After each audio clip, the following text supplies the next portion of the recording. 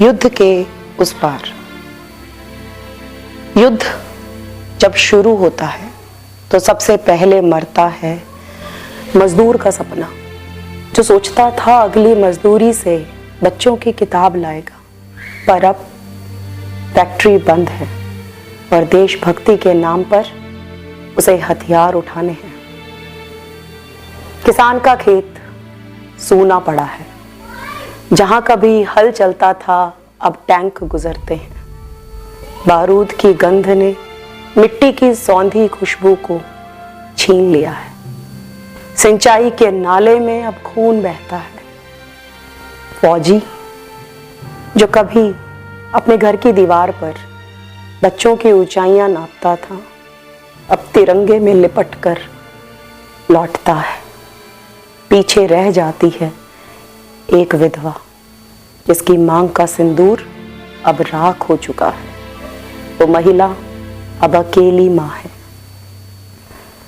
सरकारी वादों से ठगी हुई, हर रात अपने बच्चों को एक झूठी कहानी सुनाती हुई कि उनके पापा अब भी सितारों में हैं। बॉर्डर के उस पार और इस पार जो गरीबों की बस्ती थी अब सिर्फ मलबा है।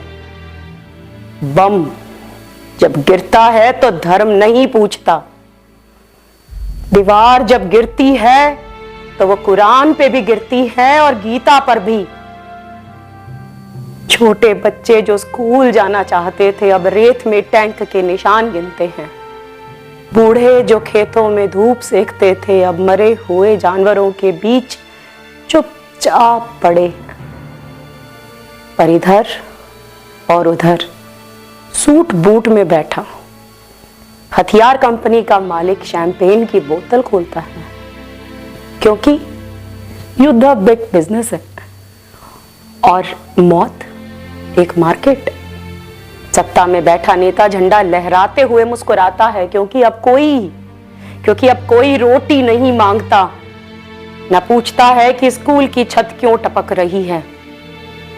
अस्पतालों में डॉक्टरों की कमी पर कोई आवाज नहीं उठाता, ना कोई अब रोजगार मांगता है, ना कोई अब पूछता है कि हक कब मिलेगा, क्योंकि उन्हें मालूम है कि युद्ध ने जनता को भूलने की चादर उड़ा दी है और अब भूख भी राष्ट्रद्रोह है।